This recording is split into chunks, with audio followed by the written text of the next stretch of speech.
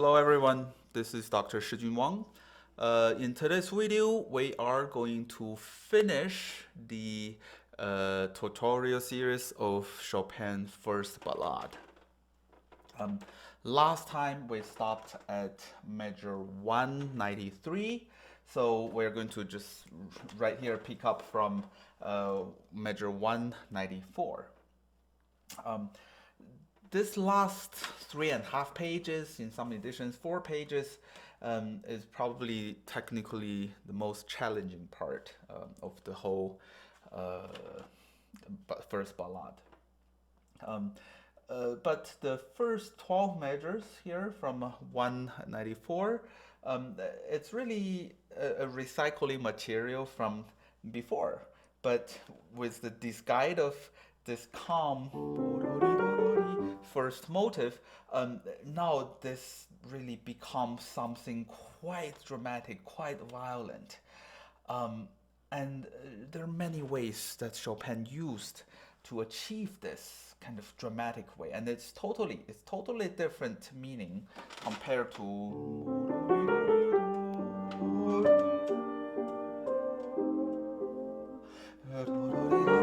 now. This is something preparing for the big climax. So while talking about thematic transformation, which people think it's the invention of Franz Liszt or the signature of Franz Liszt, but really this happened in Chopin, in Beethoven, in Schubert. It's really everywhere that people have already starting to use that. And how do we differentiate this from the very calm beginning? I think the biggest thing is the respect of the rest and the different ways of playing the rest. So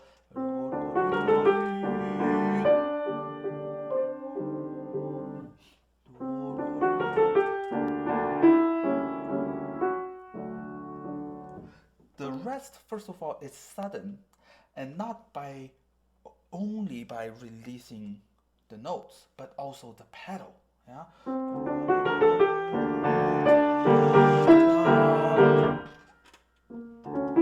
And that helps us to drop from forte to piano immediately. And the other way we can create this urgent feeling is by shortening this rest. Not to ignore, but to shorten it. So every time it's more urgent, every time the interruption is more immediate. So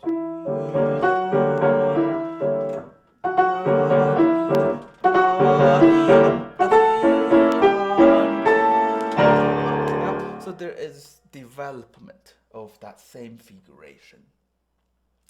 And measure 206, 207 as forte as possible. I only saw that in one of the 24 etudes, yeah, in the Opus 10 number 4 at the end. So I guess this is Chopin's way of writing fortissimo. So how do we do that while the right hand is rapidly changing in 6?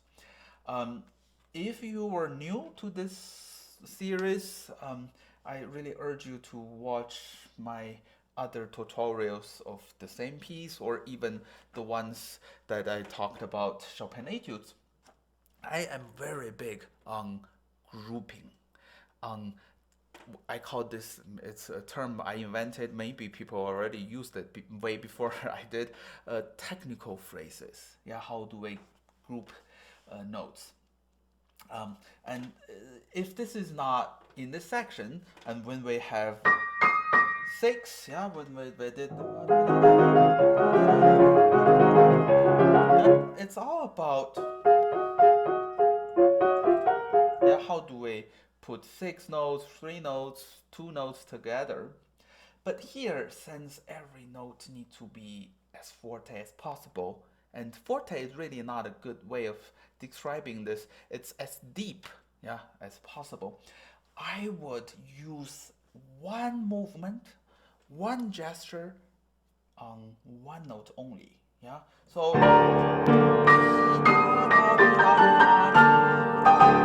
it does require us to move faster. And of course, this we feel free to expand this a little bit. Yeah. He puts also appassionato, so a lot of passionate.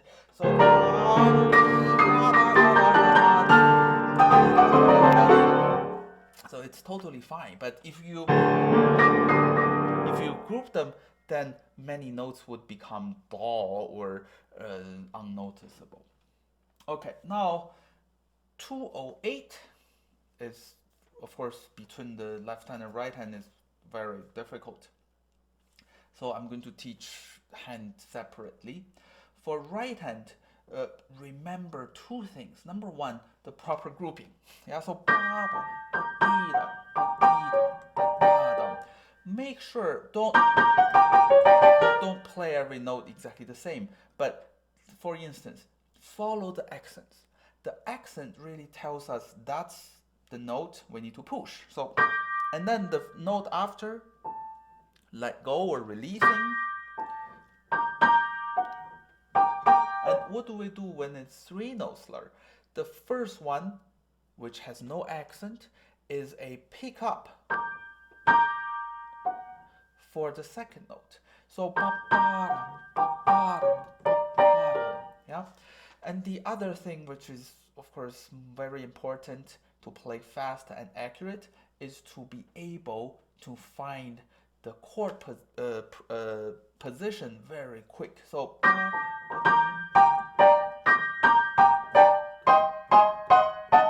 and here when it moves,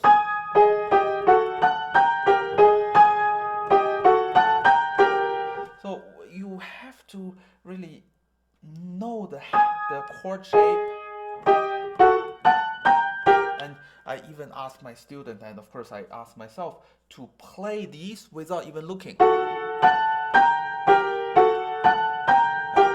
So that the hand can just find the positions automatically. Of course, you have to feel the keyboard, and this kind of feeling you have to build up over time, but that is the goal. And not only that you need to be able to play these chords, but when you separate them, you have to stay in this position, and that requires tremendous strength of the fingertips. Yeah. So a lot of people think that if you find the chord position, it will be the end of story, which is really not true. A lot of the times when we play octaves, unconsciously we're of course aiming with our thumb, and if we miss notes, it would be the pinkies.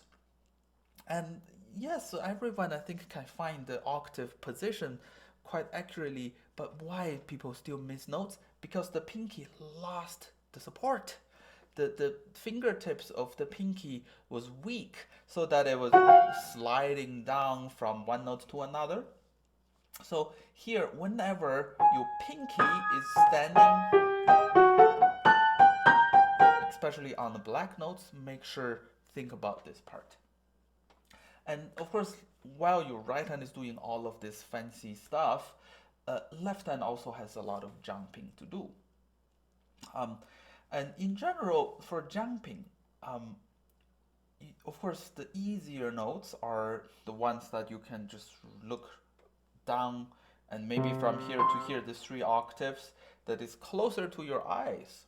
So this is easier, that's harder, that's easier, that's harder. When it's away from the center of your eyes, it gets harder.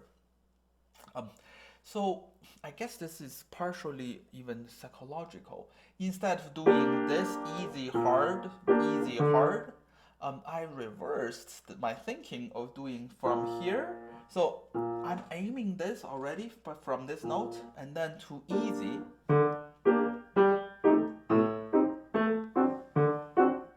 Yeah, so practice this way instead. instead of that way. Yeah?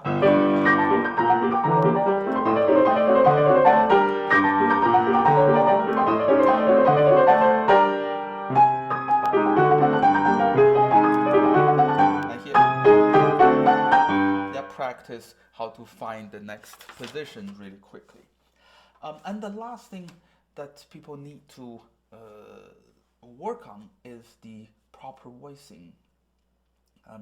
This whole thing, right hand has multiple voices, and the best example to show that is from measure 234 to 237. So we have, yeah, the whole weight is upon the thumb,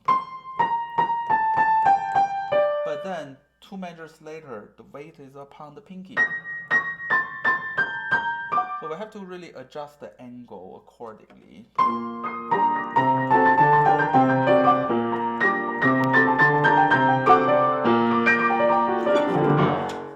Okay, here, push.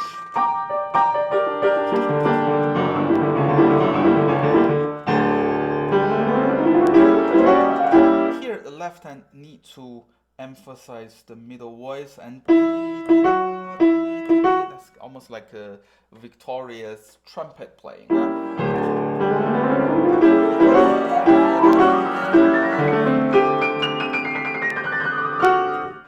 And here,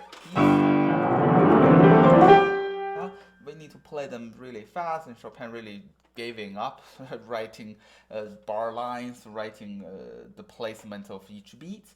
So here, the most important is to end together and also to give a push towards the end. And how do I do that? The last hand position.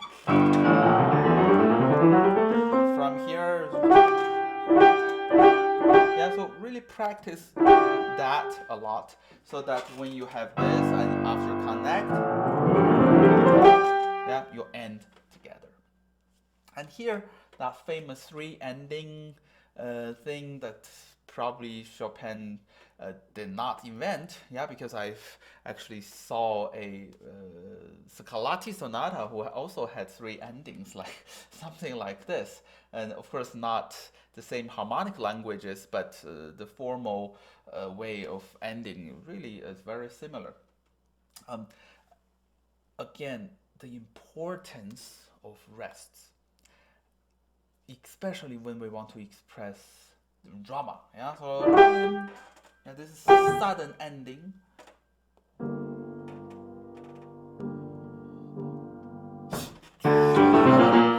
And one thing really important that we should pay attention to, this is measure 253.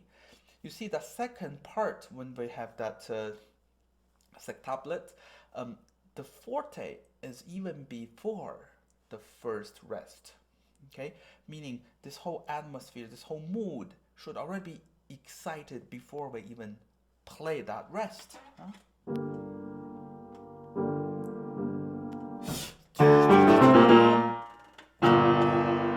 Yeah, and that silence is really important.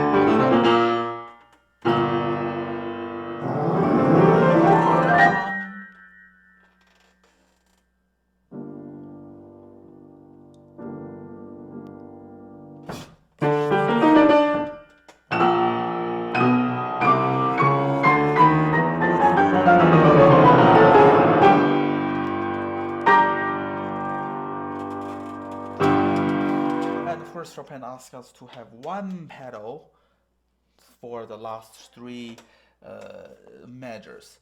Don't expand it furthermore. You see, if you're careful enough, you see there is no tempo marking on the last 3 notes. So I would really just go back to the normal counting and only to pause a little bit on the last note. Yeah.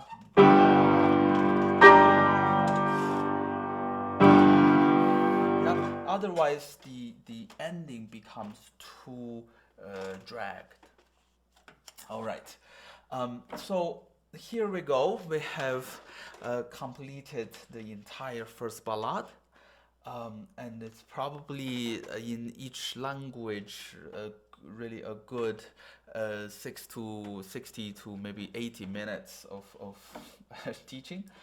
Um, Next week we have really a treat of a special episode. We have two very talented pianists who submitted their short clips of their playing of the first ballad, and I will be giving them some comments on those. But really, the two pianists who submitted are really professional, high level. So we look forward for the next week's episode. And also, the next tutorial that we will start will be the fourth ballad. And in my opinion, it's probably the hardest among all four. And I look forward to seeing you again in the future episodes. And thank you for your support. We will see you next week.